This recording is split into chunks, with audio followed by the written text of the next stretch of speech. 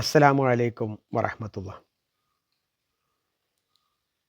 ഉപകാരപ്രദമായ ഇൽമ്, ഇൽമുൻ നാഫിഅ്, ഈ വിഷയകമായി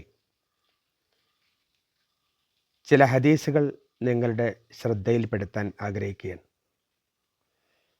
ഒരിക്കൽ പ്രവാചകൻ സല്ലല്ലാഹു അലൈഹി വസല്ലം പറഞ്ഞു, ആരെങ്കിലും മരിച്ച സ്ഥലത്ത് ചെന്ന് അദ്ദേഹത്തിൻ്റെ ജനാസ നമസ്കാരത്തിൽ പങ്കെടുത്ത് പിരിയുകയാണെങ്കിൽ അയാൾക്കൊരു ഖീറാത്ത് പ്രതിഫലം ലഭിക്കും. അതല്ല, മയ്യത്ത് ഖബറടക്കം നടക്കുവോളം അവിടെ നിന്ന് എല്ലാ കർമ്മങ്ങളിലും പങ്കെടുത്ത് പിരിയുകയാണെങ്കിൽ അയാൾക്ക് 2 ഖീറാത്ത് പ്രതിഫലം ലഭിക്കും. സഹാബാക്കൾ ചോദിച്ചു, വമൽ ഖീറാത്താനി യാ റസൂലല്ലാഹ്?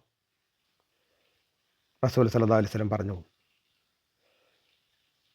അൽ ഖീറാത്താനി മിസ്ലു ജബലൈനി അൽ അളീമൈനി.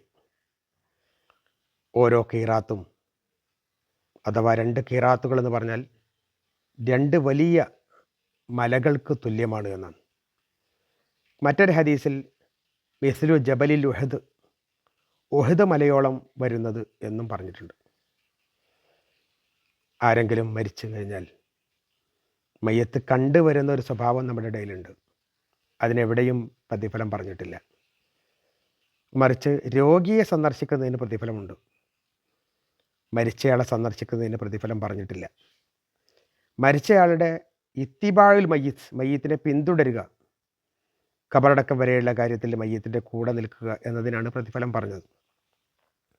അങ്ങനെ ആർക്കെങ്കിലും ചെയ്യാൻ പറ്റിയാലുള്ള പ്രതിഫലമാണ് മിസ്ലു ജബലിൽ ഉഹദ്, ഉഹദ് മലയോളം. അതായത് ദഫൻ ചെയ്യുന്നത് വരെ, ഖബറടക്കം കഴിയും വരെ അവിടെ നിൽക്കുകയാണെങ്കിൽ, കാര്യങ്ങളിൽ പങ്കെടുക്കുകയാണെങ്കിൽ 2 ഉഹദ് മലയുടെ പ്രതിഫലം അയാൾക്ക് ലഭിക്കും. ചിലർ മയ്യത്ത് കണ്ടുവരുന്നവരുണ്ട്, മറ്റു ചിലർ നമസ്കരിച്ച് വരുന്നവരുണ്ട്. ഈ അടുത്ത് ഒരു മയ്യത്ത് നമസ്കാരത്തിൽ പങ്കെടുത്തപ്പോൾ ആയിരങ്ങൾ ആ നമസ്കാരത്തിൽ പങ്കെടുത്ത് തിരിച്ചു പോരുന്നത് ഞാൻ കണ്ടു. തുടർന്ന് ഖബറിനടുത്ത് ചെന്നപ്പോൾ അവിടെ ഏതാനും 100-ൽ താഴെ ആളുകൾ മാത്രമേ ഉണ്ടായിരുന്നുള്ളൂ.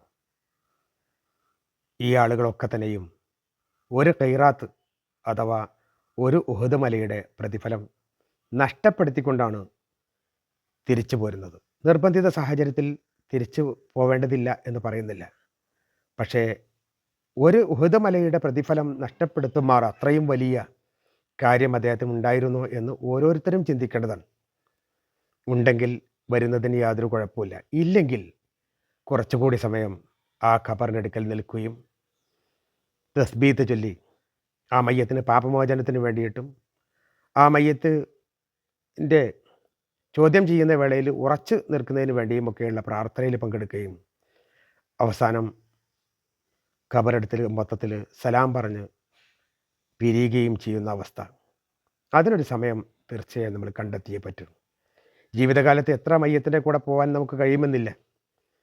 മറ്റൊന്നിനും ഇത്രയധികം പ്രതിഫലം പറഞ്ഞിട്ടുമില്ല. ഒരു ഉഹദ് മലയുടെ പ്രതിഫലം നാം വാങ്ങി ഒരു ഉഹദ് മലയുടെ പ്രതിഫലം നഷ്ടപ്പെടുത്തി പോകുമ്പോൾ നാം ആലോചിക്കുക, എത്ര ഉഹദ് മലകൾ നമുക്കിനി ലഭിക്കാനുണ്ട്, എത്ര ഉഹദ് മലയുടെ പ്രതിഫലങ്ങൾ നാം നഷ്ടപ്പെടുത്തിയെന്ന്. ഈ തരം കാര്യങ്ങളിൽ കൂടുതൽ ശ്രദ്ധ പതിപ്പിക്കുക, പ്രതിഫലാർഹമായ പണികൾ കൂടുതൽ ചെയ്യുക, റബ്ബിനോട് അടുക്കാൻ ശ്രമിക്കുക, എല്ലാ തെറ്റുകുറ്റങ്ങളും മാപ്പാക്കി വലിയ പ്രതിഫലത്തിനുടമയായി വലിയ ദർജയോടുകൂടി സ്വർഗത്തിൽ പ്രവേശിക്കാൻ നമുക്കൊക്കെ റബ്ബ് സുബ്ഹാനഹു വ തആല തൗഫീഖ് നൽകി അനുഗ്രഹിക്കട്ടെ. ആമീൻ യാ റബ്ബൽ ആലമീൻ.